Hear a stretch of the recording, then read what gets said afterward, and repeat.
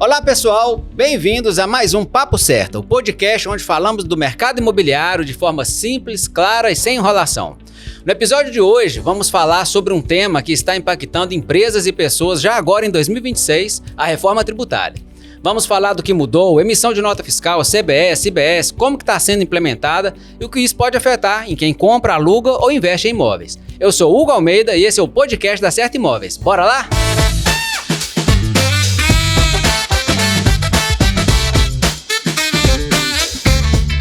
Hoje no Papo Certo a gente recebe o Sérgio dos Reis, doutor em Ciências Contábeis e Administração, professor, contador, administrador e perito judicial. São mais de 29 anos de experiência profissional nas áreas de tecnologia, contabilidade e tributação, além de 18 anos como professor acadêmico.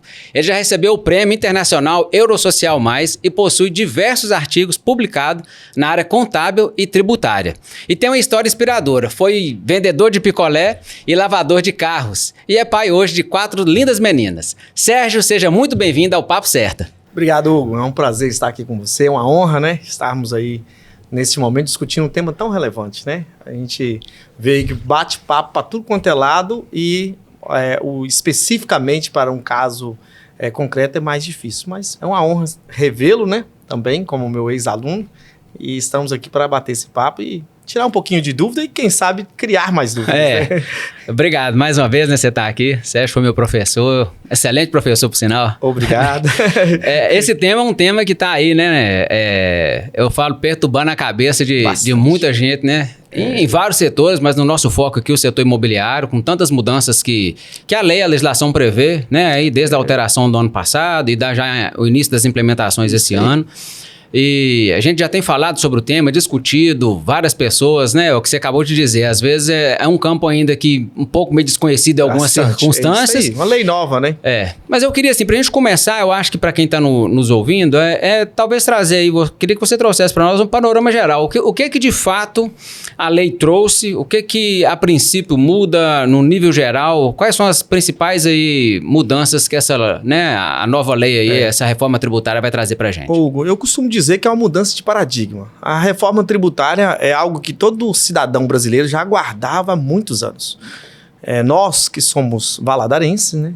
Quando chegamos nos Estados Unidos, nós temos lá um tributo chamado tax. Uhum. Então, todo lugar que você vai, a pessoa fala assim, leva o valor do produto e leva o tax. O tax nada mais, nada menos do que o IVA.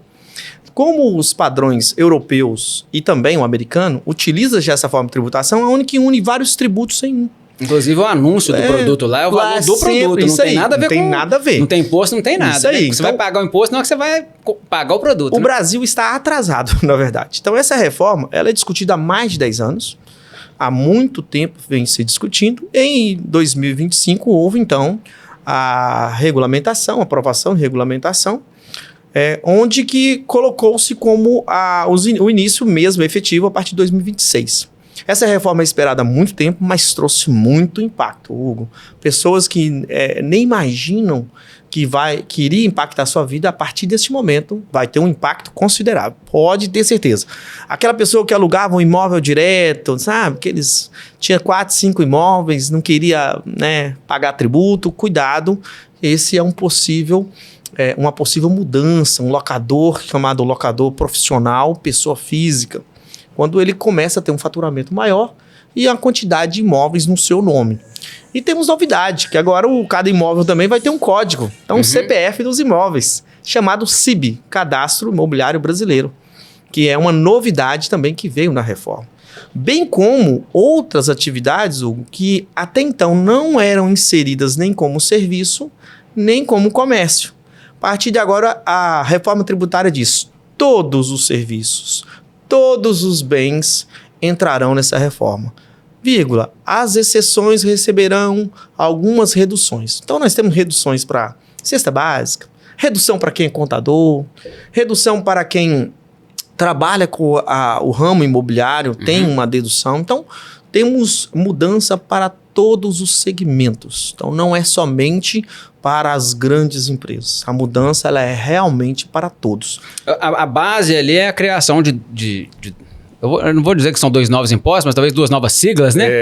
Que englobam ali impostos diferentes, né? O IBS e o CBS. Como é que ficou cada um desses? Então, vamos lá. a ponto de mudança, né? Os tributos que foram englobados, que foram unidos em uma única sigla, o ICMS e o ISS. O ICMS que é estadual e o ISS que é municipal. Então, a partir de agora, 2026, começa-se o primeiro teste, ainda não é efetivo, tá bom? Então, deixar claro para quem está nos assistindo, a preparação de 2026 será para 2027 efetivo. Então, agora estamos em adequação, implantação, discussões mais efetivas. Não é discussões de teste, não. Agora é efetividade mesmo. Mas a cobrança mesmo a partir de 1º de janeiro de 2027. Então, o ICMS e o ISS uniram-se em um único tributo chamado IBS. Os tributos federais, PIS, COFINS, uniram-se num único tributo chamado CBS, que é para o governo federal, tá bom? Dentro do IBS, apesar da mudança para 2027, eles irão continuar cobrando o ICMS e o ISS de forma escalonada. Então, 2026, 27 reduz um percentual, em 2028 outro percentual até zerar. Então, será 5 anos. Vai fazendo essa troca, né? Isso um tá aí. no 0, um tá no 100. Isso aí. Até você. Então, durante 5 anos, os contadores irão lidar com ICMS, ISS e o IBS. E ainda PIS, COFINS e também o CBS. Que é o momento que a gente fala que é a migração 100%. Para que não houvesse um impacto tão alto nos cofres públicos, o Legislativo propôs 5 anos realmente de alteração de 100%. Então, a previsão 2027, 2033 vai deixar de existir o ICMS e o ISS. Sérgio, acabou o ISS e o ICMS? Não. Por quê? Até 2032, eles irão vir juntos. Depois eu tenho mais 5 anos que eu posso cobrar o tributo para prescrição. Então, querendo ou não, quem emitiu o ICMS em 2032 e não pagou o tributo, o governo pode cobrar até 5 anos anterior. Então, ainda haverá uma fiscalização. Então, nos próximos 5 anos, extingue-se totalmente, mas mais 5 anos do fisco fiscalizando quem deixou de pagar. Então, não é ficar livre. Não, vamos ficar livre. Não, calma lá. É paulatino. 5 para implantar e depois o fisco terá 5 anos para fiscalizar. Então, uma mudança bem radical. Nós estamos falando de IBS e CBS, mas também as pessoas falam sobre IVA. Onde que entra aí o... Isso aí. Então, vamos lá.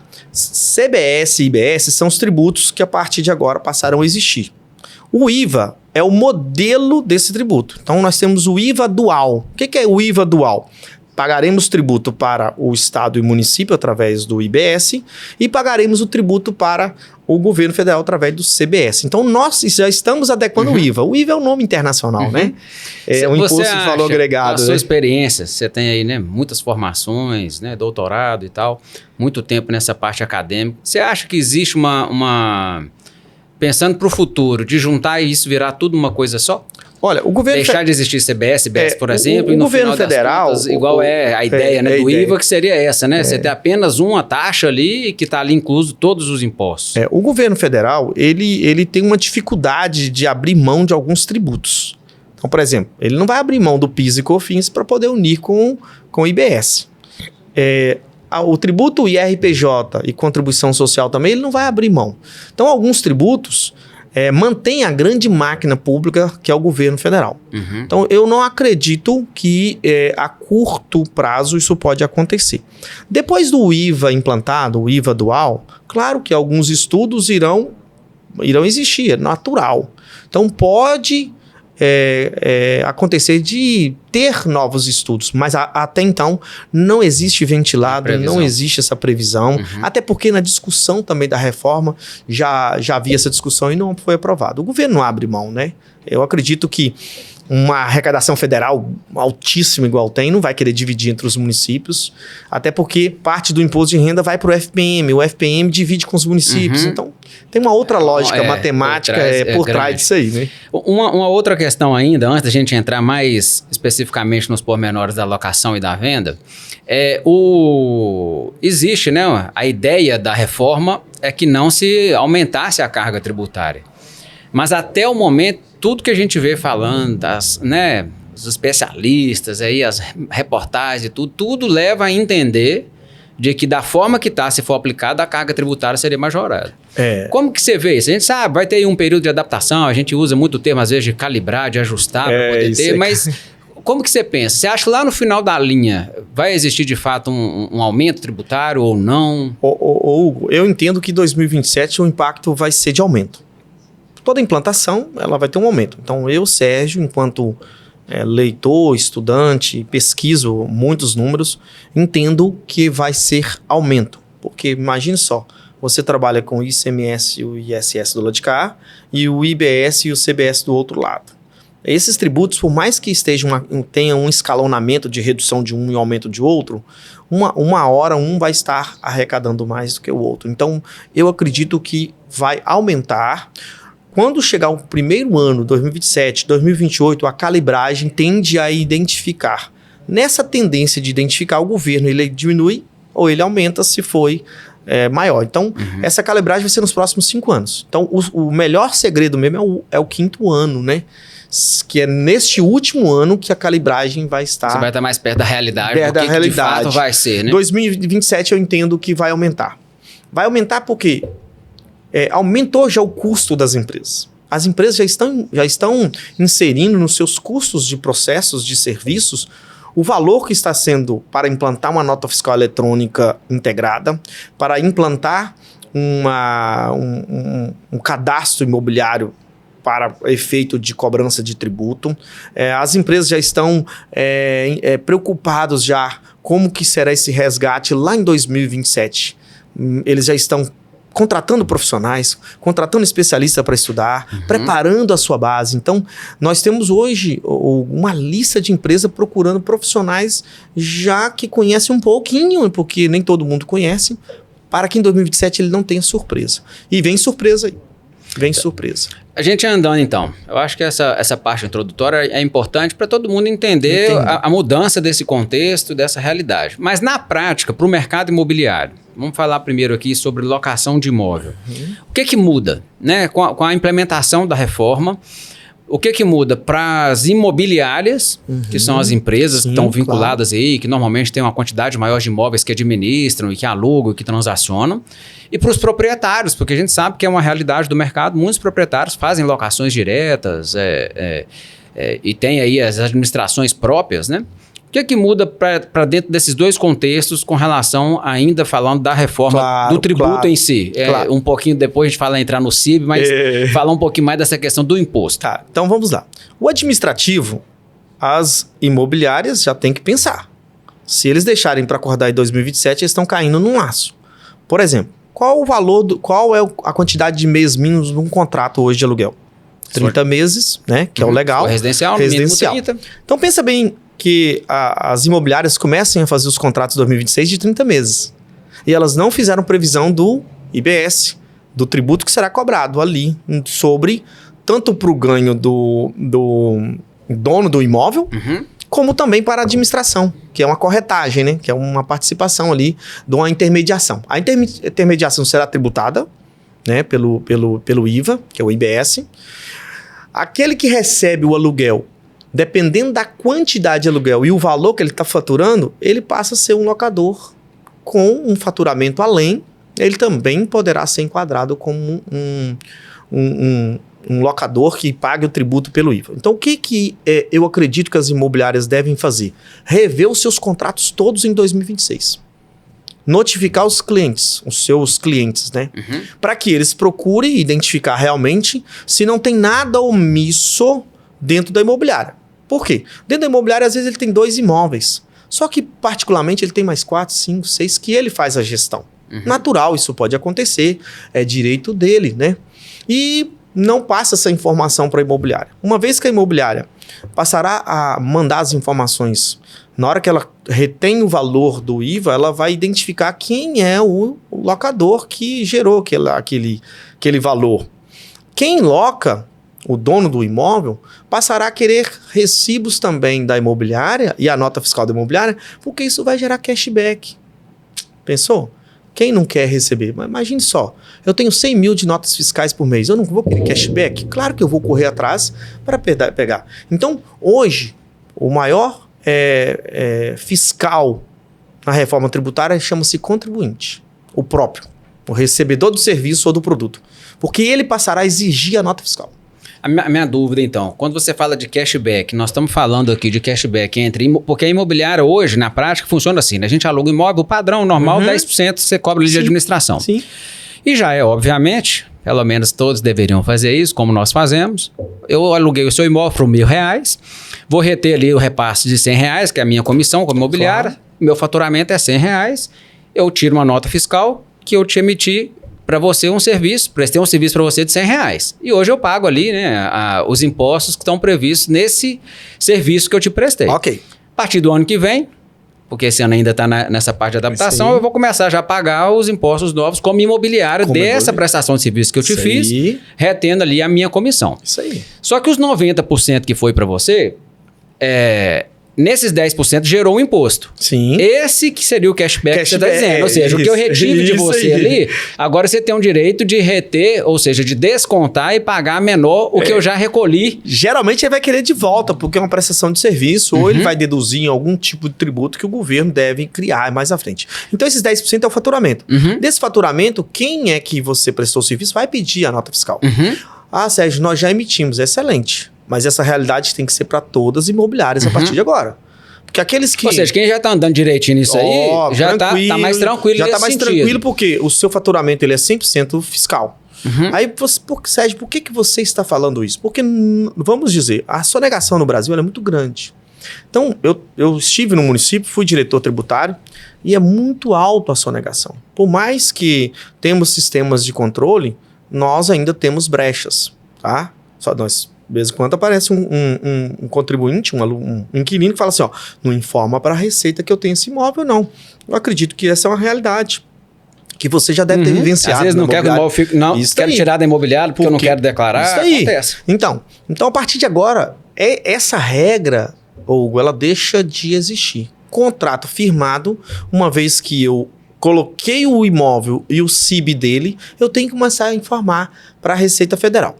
Então, tá, uma dúvida ainda nesse mesmo raciocínio. O locatário, que é quem paga o aluguel, ele não tem nenhum benefício nesse sentido. De emissão de nota fiscal, de que o locador vai ter que emitir uma nota fiscal para ele que ele pagou o aluguel, algum cashback nesse sentido. A lei ela não fala sobre alguma coisa relacionada a isso, ou tem? A partir do momento que eu passo a ser um contribuinte, que eu tenho direito também a receber cashback, eu passarei a buscar nota fiscal de tudo, inclusive do valor da locação.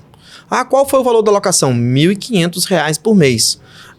O contribuinte, ele pode sim pedir um recibo ou a nota fiscal.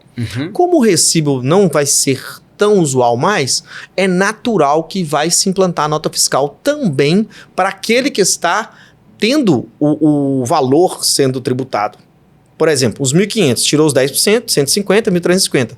Você acredita que algum inquilino vai deixar de pedir a nota fiscal, sendo que ele recebe o cashback? Não. Se for uma realidade. Provavelmente não. Agora, esse cashback dele vai aonde? Em que contexto? Porque, tipo assim, o cashback ele é muito válido no imposto quando eu tenho imposto a pagar. Né? E aí, automaticamente, se eu tinha que pagar 1.000 e eu tenho 800 de cashback, eu pago a diferença. Eu recolho ali os 200, porque é como se fosse uma devolução. Quando você tem ali, né, de um estado para outro, a gente chama de substituição tributária, substituição tributária. O princípio eu acho que é o mesmo. Isso aí, né? é o mesmo. Mas porque até o IBS agora é no destino, não mais na origem. Que era o que gerava a substituição tributária e tal. Mas dentro desse contexto do locatário, na prática, como que funcionaria ele ter esse crédito, esse cashback? Hoje nós temos... Porque nós não estamos falando nada de imposto de renda, né? Que seria talvez o que ele poderia ter, né? Hoje nós temos em Minas Gerais um negocinho chamado nota legal. Você compra e depois você recebe créditos para bater em algum tipo de tributo ou participa lá daqueles sorteios. Em São Paulo, nós temos a nota fiscal legal. Você recebe dinheiro de volta. São Paulo devolve dinheiro para aqueles que são de fora. Então, se você já comprou muitos produtos de São Paulo, você chega lá e cadastra o seu CPF, eles geram esse crédito para você e você saca mesmo, vai para sua conta bancária. A ideia do governo é que você possa aproveitar. Mas vamos lá, o contribuinte e IBS, ele vai pagar tributo para quais entes? Governo estadual e governo municipal. Ok? Quais são os tributos que nós pagamos anualmente para esses entes? IPTU e IPVA. Uhum. Então, um tributo pode compensar dentro do outro tributo. Uhum. Então, a lógica é que esse contribuinte, ó, se eu tenho um cashback, eu vou bater no meu IPTU, vou abater no meu IPVA. Agora, na reforma, na lei da reforma, já prevê essa questão do cashback? Não, já tá na reforma, desde claro. Não, a lei trouxe muitas novidades. Além do cashback, tem outros dispositivos também de porque compensação. dentro desse contexto, porque quem vai emitir essa nota fiscal do aluguel não é a imobiliária. Tem que ser o proprietário. E aí nós temos um ponto crítico, né? Porque nós temos, sim, grandes proprietários, pessoas que têm vários imóveis, mas a grande quantidade de clientes são clientes que têm 1, 2 imóveis, né? Acima de 3, que é o que a lei traz, e nós vamos falar daqui a pouco sobre isso, né? 4, 5, 10 imóveis, existem, sim, claro. Nós temos vários clientes dessa forma, mas não são a grande massa que aluga, né? Hoje a nota fiscal, ela não é mais só emitida por pessoas jurídicas. Pessoas físicas também podem emitir nota fiscal. Nós temos a nota fiscal avulsa hoje no município, né? E temos a nota fiscal, hoje, o padrão nacional. Então, uma vez que você se considera um profissional liberal ou autônomo, você pode habilitar para poder emitir nota fiscal. Claro que a tributação é maior, não vale tanto a pena, né? Mas o município, ele trabalha junto com o Estado e a Receita Federal na integração desses sistemas. Como será a lógica? Eu acredito que o governo ele vai lançar uma forma específica para que ele possa prestar conta dessa informação. Tipo na época que fizeram o MEI, né? Tem ali uma forma diferente. Só para te dar um exemplo. Por exemplo, eu sou um profissional contábil liberal. Se eu alugo um imóvel da sua imobiliária, da Certa Imóveis, eu vou querer um documento do valor total para eu lançar no meu livro caixa. Percebe? Então, tem pessoas físicas que vão pedir a nota fiscal total para lançar no seu livro caixa. Pode ser só da parte que ele pagou pela imobiliária, que na verdade não é o inquilino, e sim o dono do imóvel. Então, ele informa o valor reduzido. Eu tenho muitos clientes que têm imóveis alugados em imobiliária e a gente recebe aquele extrato do DIMOB já com o valor que é tributável. E lá em pagamentos, o valor que ele pagou para a imobiliária administrar os imóveis. Então, é separado já muito bem via DIMOB. Então, se nós usarmos a mesma lógica do DIMOB para aquele que vai querer cashback, já está implantado, só não percebemos ainda. Então, o DIMOB continuará sendo extremamente importante para esse ajuste. A dificuldade, assim, né, meu ponto de vista, lá na frente, eu tento ver um pouco lá na prática, né, quando isso começar a funcionar e ter essa divulgação do cashback, porque na realidade é aquela história, né, o locatário até o momento, a nível de imposto de renda, ele não tem obrigatoriedade de declaração. E ele não tem nenhum benefício até agora por declarar um aluguel. Não. Né? Mas quando ele declara um aluguel... na verdade, ele só declara porque é o dever dele declarar toda a renda. Mas não é muito comum. A despesa nesse caso. Não, estou dizendo do locatário, do inquilino mesmo. Ele não tem essa obrigação legal de fazer essa declaração que ele pagou o aluguel 12 mil naquele ano para aquele locador. Ele não tem nenhum benefício, não tem, né? Não diminui a base dele para cálculo de imposto de renda e nada. Porém, quando o locatário faz essa declaração, ele passa a obrigar o proprietário a informar a renda. Que aí vem agora o imposto de renda sobre a renda declarada. Agora, então você tem aí hoje essa... Não é muito comum, pelo menos... O IVA americano, você inclui todas as suas despesas. O IVA americano, as pessoas juntam todos os recibos. Porque aí que eu penso, que se a gente for pensar a nível geral, o mais justo para eu contribuinte é que eu pudesse declarar... Hoje no Brasil, o que a gente pode colocar ali, né? Saúde... Educação, previdência e dependentes. E INSS e dependente. E a pensão, né, alimentícia. Fora isso, todo o resto você não tem benefício nenhum do que você gasta para sobreviver, que coisas, inclusive, que é obrigação do governo e que ele não te dá, mas com exceção não diminui a base, do livro caixa, né? Todas as despesas que o livro caixa permite podem ser dedutíveis também. Então, por exemplo, quem é profissional liberal, além dessas despesas, ele tem um livro caixa. Que aí trata de forma diferente, né? Por exemplo, quanto que ele ganha pagou de aluguel para a atividade dele. O profissional liberal é como se fosse o eu presa, né? Ele que é a empresa, verdade. Então ele entra nesse contexto geral de receita e despesa, e aí ele vai pagar o imposto na hora que tiver ali esse caso do livro caixa é né? Que ele pode deduzir, além dos que nós já citamos. E acredito que com o IVA, se nós começarmos a ter... daqui a alguns anos, essa calibragem e algumas calibragens serão normativas pelo comitê gestor. Então, o comitê gestor é o grande vilão disso aí. Ele vai poder editar normas que regulamentam. Né? Uma autonomia fantástica. E rápida, né? Não só autonomia, né? Ele vai arrecadar de 27 estados, de mais de 5.500 municípios, mais de 1 trilhão de movimento mensal de receitas dos estados e municípios. E ele que vai definir as normas. Então, eu acredito que nós teremos aí calibragens, tanto em valores percentuais, como também normas e adequações. Já foi lançado a nova declaração para 2027, já temos aí. A Receita Federal lançou ontem, me parece que foi ontem, a nova declaração que terá que ser preenchida a partir de 2027. Já testada já. Novo modelo. Inclusive com layout para as empresas adequarem. Então, essas calibragens para a imobiliária, para o inquilino, né, para o locador, isto vai acontecer, tá, Hugo? Hoje, o que nós sabemos foi aquilo que é publicado. Então, existe agora os normativos. Como vai funcionar? Aí existe os programas que começam a ser lançados e as empresas de software têm que adequar. Então, imobiliária e software vão ter que andar muito lado a lado. Para a gente só finalizar essa parte aí que eu estava dizendo da nota fiscal, que eu acho que é um ponto que tem muita dúvida, eu posso concluir então, ou seja, se eu estiver errado, você me corrige, que a nota fiscal, a princípio, ela não vai ser obrigatória, mas muito provavelmente ela vai ser solicitada e aí sim eu vou ter que emitir. Porque no obrigatório eu estou dizendo no sentido do quê? Vamos supor, a partir do proprietário, né? Estou dizendo assim, a partir de agora você precisa emitir uma nota fiscal do aluguel que você recebe. Não necessariamente você precisa fazer isso. Não. Mas se o inquilino, a partir de 2027... 27 começa a implantação. Ou a partir do momento que estabelecer, o inquilino agora requerer, o locador fulano de tal, eu quero a nota fiscal do meu aluguel. Aí sim o locador vai ser obrigado a fornecer essa nota fiscal para ele. Hoje, a locadora, a imobiliária, faz esse trabalho do seu faturamento e via de MOB ela entrega. Isso. Ok, isso já acontece desde de quando a Receita Federal implantou já há alguns anos. A partir do momento que o IBS começa a funcionar e o CBS, essa possibilidade do inquilino exigir a nota fiscal, ela é latente e ela é muito provável. Que vai acontecer. Tá bom? Ou uma outra obrigação acessória que vai ser equiparada a uma nota fiscal, tipo de MOB. Então, o recibo eletrônico, a partir de agora, os médicos e o pessoal da saúde já emite. Não é mais, já não é papel. Portal que né? Então, mais seguro. Para daqui a pouco, a Receita Federal, não, agora nós vamos implantar o recibo eletrônico para os locadores de imóveis que estão na imobiliária. Ou, não só os que estão na imobiliária, mas também os que estão...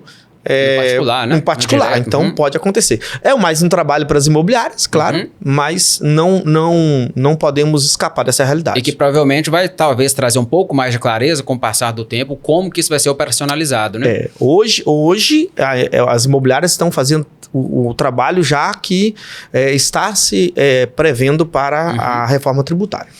Um segundo ponto, eu acho que a gente avançando aí, ainda falando de locador, nós estamos falando aqui, né? Locadores que têm, às vezes, 1 ou 2 imóveis e, normalmente, às vezes, aluguéis baratos que não representam, né, um valor de faturamento tão alto anual, esses vão sofrer um impacto um pouco menor automaticamente dentro desse contexto que nós estamos dizendo. Às vezes, a emissão de uma nota fiscal e tudo. Mas a gente sabe que a lei ela trouxe também aí alguns pontos relacionados a locadores que têm uma quantidade X de imóveis e um valor X de faturamento, seja ele às vezes mensal, dependendo da circunstância, ou acumulado do ano. O que muda nesse contexto para locadores que, eu não sei se a lei cita, chama como locador profissional ou não? Ele passa a entender que ele é um locador profissional, né? A lei, ela diz que acima de 240 mil, né, e mais de 3 imóveis, né, ele passa a ser considerado um locador profissional, porque ele tem a gestão. Então, hoje nós temos donos de imóveis que gerem os seus imóveis. Eu tenho um cliente que tem 30 imóveis e ele faz sozinho a gestão. Falei, rapaz, como é que você consegue, né?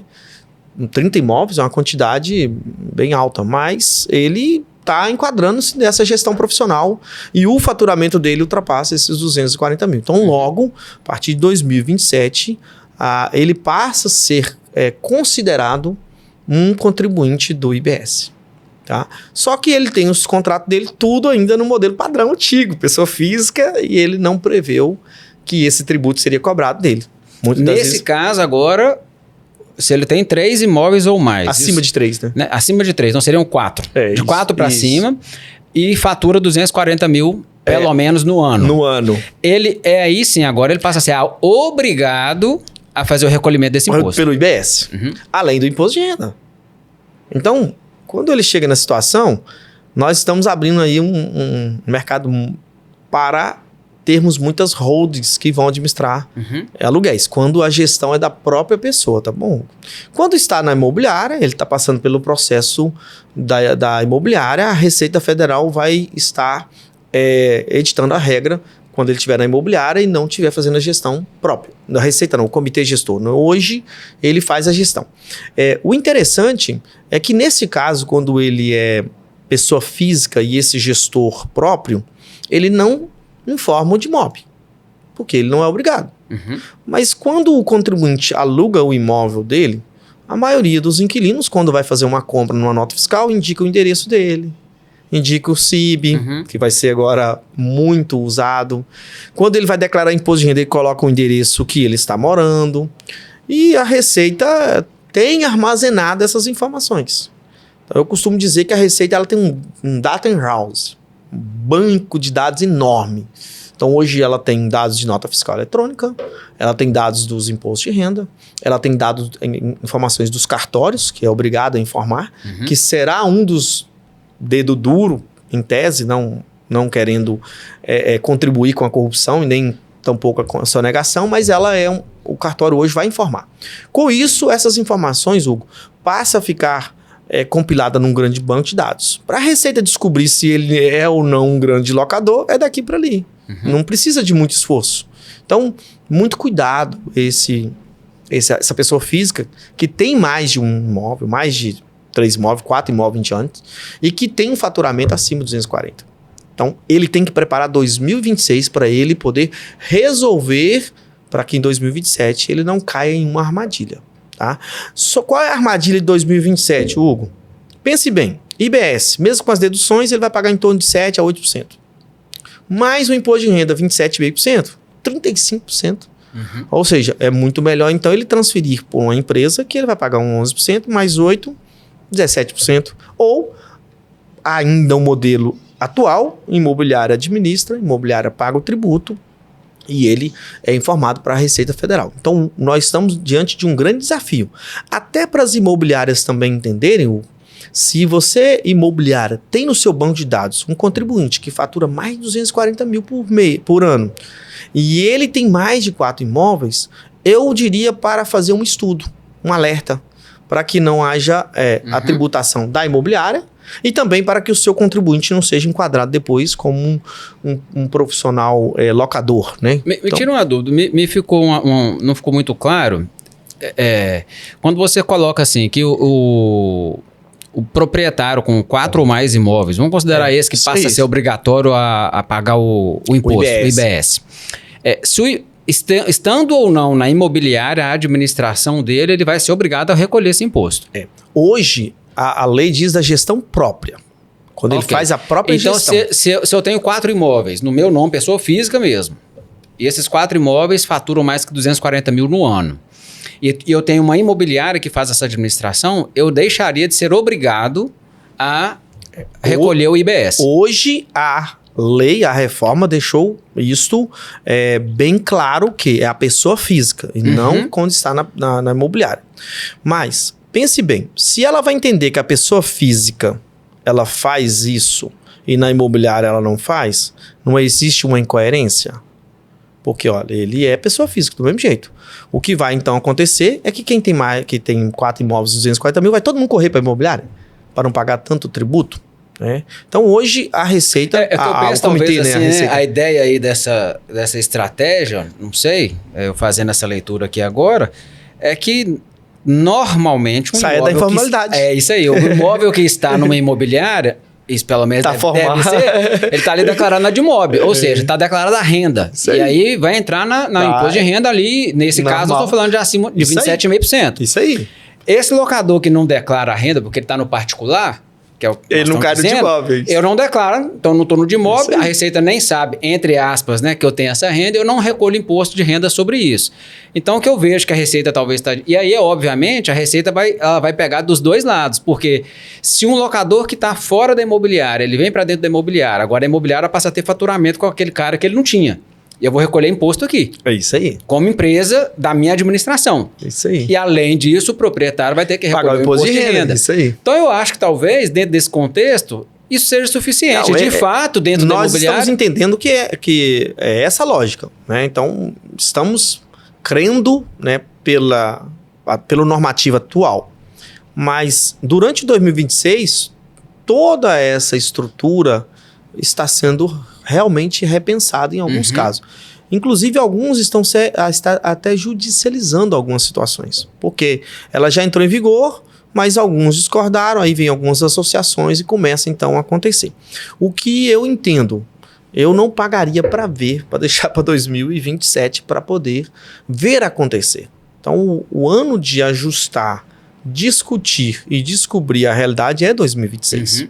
Então, neste caso, é o conselho que eu digo para todas as imobiliárias. Revejam, vejam no banco de dados, solicite ao seu cliente que informe a real situação para que você tenha um banco de dados bem seguro para informar para a Receita em 2027, começar um ano seguro. Tá? Se deixar para 2027, você vai começar 2027 trocando o pneu de um carro em andamento. A gente pode concluir que esses locadores profissionais, ou seja, que tem 4 imóveis acima, falando para poder ficar reforçado, né? Isso aí. Mais 4 imóveis ou mais, acima de 241 de faturamento ano, que a holding não é uma opção. É quase que uma obrigação para ele ter um pagamento menor de impostos. Que é o melhor planejamento tributário, Hugo. É o melhor planejamento que o governo está dando para esse grande investidor. Uma holding mesmo com os tributos. Não é nosso assunto, né? O holding que daria outra... outro podcast. Mas eu sei que recentemente estava lá para se decidir no STF a questão do ITBI, que é um dos grandes pontos. Teve alguma novidade? Você sabe se saiu alguma atualização? Se isso já está resolvido? Se a incorporação do valor, né, ali como capital social da empresa, do imóvel... Como é que tá? Você tem alguma... Vamos lá. Eu estive no município e nós, enquanto município, estávamos aceitando. Até o valor declarado do imposto de renda, você é isento. O valor de mercado, menos esse valor, você era tributado. Essa era a interpretação. Então, se você tinha um imóvel que no imposto de renda ele era 100 mil, e na hora que você foi incorporar, ele foi avaliado em 600 mil, você pagaria entre os 600 menos os 100, 500 mil, tá bom? Pagaria pelo ITBI sobre esse valor, tá bom?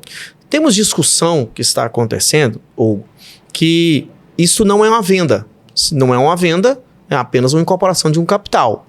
Eu, enquanto profissional contábil, e que aprendi um pouco de contabilidade, entendo que existe um princípio chamado princípio pelo custo histórico, que uma vez que você comprou o imóvel por 100 mil, ele vai continuar 100 mil pelo resto da vida, até que você faça avaliações e aumento dele, né? Aumento de capital, aumento de melhoria. Então, se a pessoa física comprou o imóvel por 100 mil, eu também cumpro a contabilidade. Então, o custo histórico dele é 100 mil. Se eu incorporei, eu não estou vendendo, estou incorporando. Então, ele é incorporado pelo mesmo 100 mil. Então, ele não vai ser incorporado. Agora, se o dono do imóvel quer que ele incorpore por 500, aí sim. Aí ele está declarando claramente que teve um ganho de capital, pagar ganho de capital, pagar também o ITBI. Então, porque nesse caso da holding não seria necessário, porque eu só estou querendo normatizar... proteger patrimônio. Né? Proteger patrimônio. Então, proteção do patrimônio, holding familiar. Holding tributária. Quero proteger para a minha família, holding familiar. Então, você cria uma holding familiar para o patrimônio e uma holding familiar para o faturamento. Uma holding tributária para o faturamento. Então, neste caso aí, a maioria está sendo empurrada realmente para criar uma holding. É o ano da criação, por isso que é o alerta. Não deixe para 2027. Vai incorporar o imóvel no dia 1º de janeiro de 2027? Até porque isso não faz assim, né? Você precisa ter toda uma questão.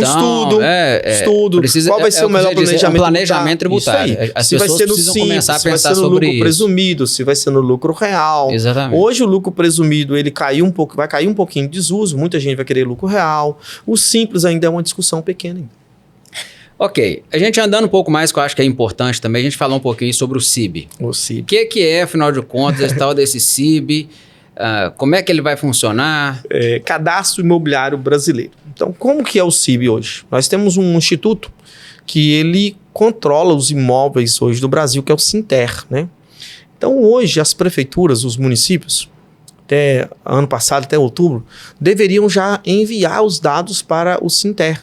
Então, muitos municípios já começaram a enviar o cadastro de todos os imóveis que existem no Brasil.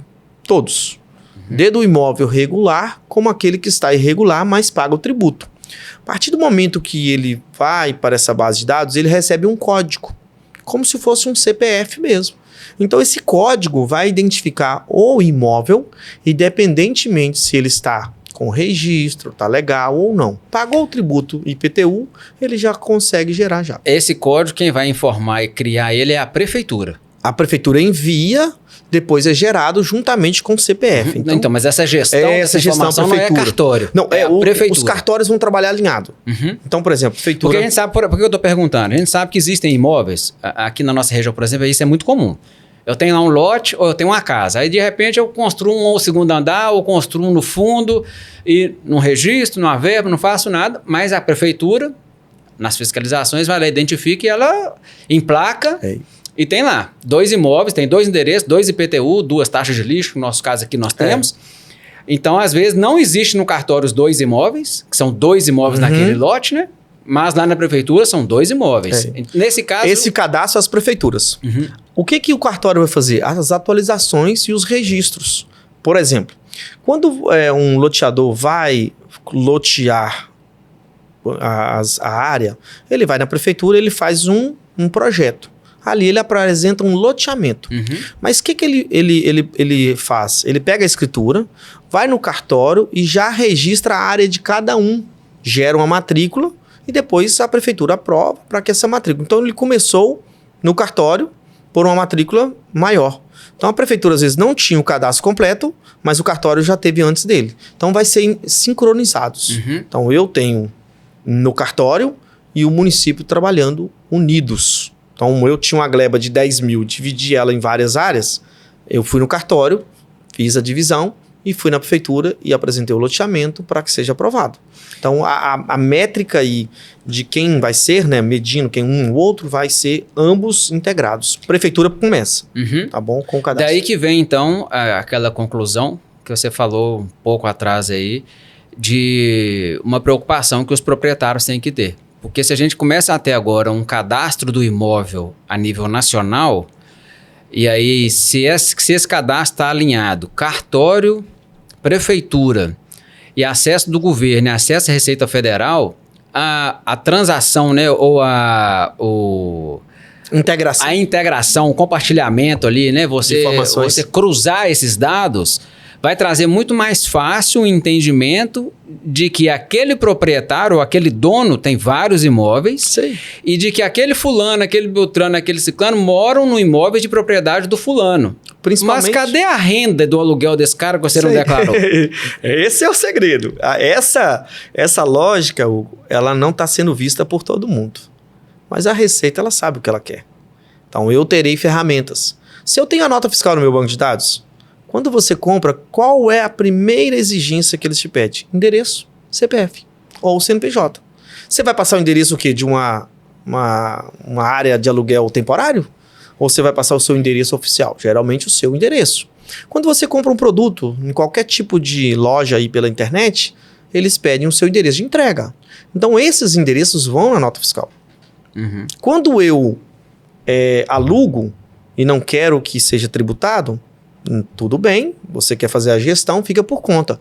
Mas quando o inquilino declara o seu imposto de renda e tem um campo assim, endereço de residência, domicílio fiscal, você colocou o seu domicílio fiscal, não vai demorar, teremos ali um código. Digite o CIB do seu endereço. E aí essa informação vai ficar muito fácil de ser A Receita cruzada. fala assim, não existe isso.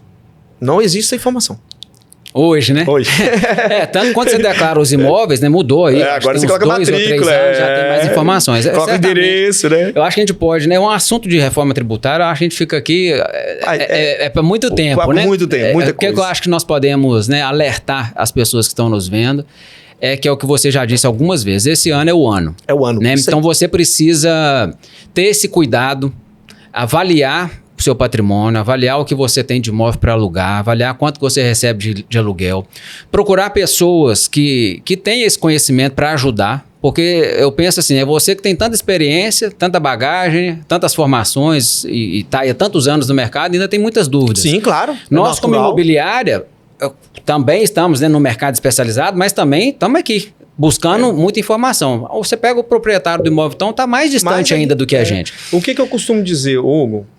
Eu tenho 29 anos de experiência entre tecnologia, porque a minha área de tecnologia começou na área tributária. Então, eu desenvolvia software para PTU, ISS e outros tributos. Eu hoje estou equiparado a qualquer pessoa que está aprendendo a reforma tributária.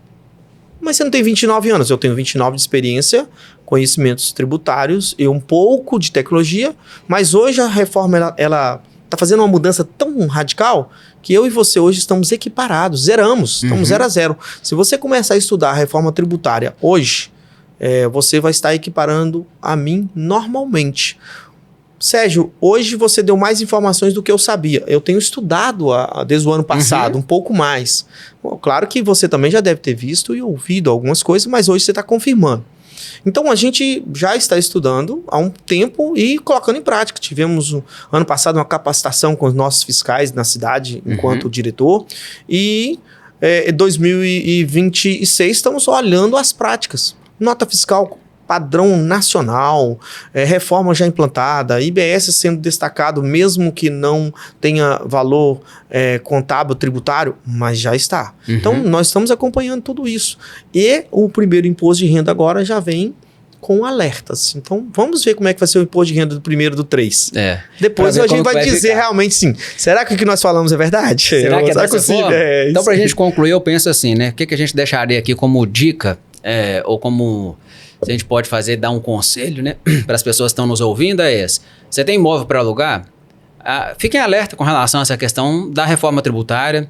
Se você tem mais imóveis e tem uma renda significativa, mesmo que você faça administração particular, às vezes você tem mais do que uma imobiliária que presta serviço, isso vai ser tratado como uma quantidade geral, né? Não é individualizada, né? Eu tenho 2 imóveis numa imobiliária, 2 em outro, e tem mais de 240 mil de renda, você já se enquadra nessas questões.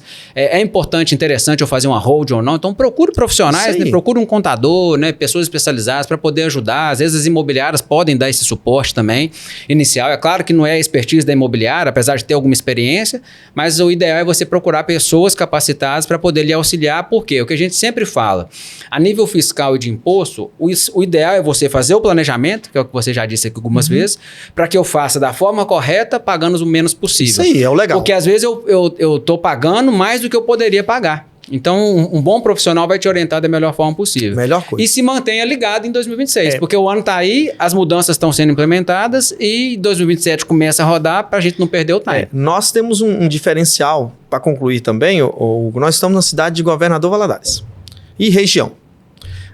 A maioria das pessoas que têm aluguel estão onde? Às vezes fora, Estados Unidos, né? Muitas pessoas, Então, as pessoas às vezes estão nos Estados Unidos e não estão sabendo. Ou um familiar não está passando as informações. Além de ter o problema de declaração de comunicação definitiva do país, né? A declaração de comunicação, ele tem um problema que ele tem imóveis e tem renda e tem investimentos aqui. E às vezes ele não sabe e deixa na mão de uma pessoa e essa pessoa administra de uma forma que vai prejudicá-lo lá na frente. Então, o conselho é o que você falou, foi em cima. Procure um profissional, procure a imobiliária que está com seus imóveis sendo gerido por ela, né? Busque as informações.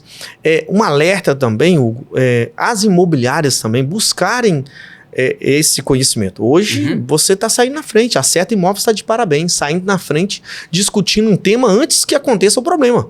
Agora, será que existe muitas imobiliárias igual a Acerta que estão com essa mesma preocupação? Eu vou dizer para você que não. Com todas as letras. Eu estive com alguns imobiliários, não, deixa acontecer. No dia que acontecer, a gente resolve. Olha, não faça isso. Então, o conselho é seguir aqui o que a Acerta está fazendo, está de parabéns, porque esse podcast vai orientar os seus inquilinos e aqueles também que desejam também vir, mostrando que a Acerta está no caminho, né, para ajustar e não ter surpresas em 2027. Essa que é a nossa ideia. Isso aí, Sérgio, parabéns, tá bom? Muito obrigado pelo seu tempo aqui. Eu tenho Estamos à certeza disposição. que é um assunto muito enriquecedor, novo, né, com muitas possibilidades. Isso aí. Mas tenho certeza que vai ajudar muitas pessoas aí, a nossa audiência. Obrigado pelo seu tempo. Ok, estamos à disposição. Precisar de alguma coisa, Hugo, estamos aí sempre para discutir um tema bom depois futuro, é o hold aí desses imóveis aí que vale a pena, vai impactar a qualquer hora na imobiliária e pode ter certeza disso. Estamos à disposição. E esse foi mais um Papo Certa, o podcast da Certa Imóveis. Aqui nossa missão é simples, transformar informação em clareza, experiência em aprendizado e conversa boa e inspiração para quem vive o mercado imobiliário. Seja cliente, investidor, corretor ou parceiro. Se esse conteúdo fez diferença para você, não esquece de se inscrever aqui no nosso canal, deixar o seu like e compartilhar com quem também precisa estar por dentro do que realmente importa no nosso setor. A gente se vê no próximo episódio, sempre trazendo temas atuais, insights práticos e histórias que aproximam você do mercado de um jeito leve, direto e sem enrolação. Papo Certa, o jeito certo de falar do mercado imobiliário. Até a próxima. Tchau!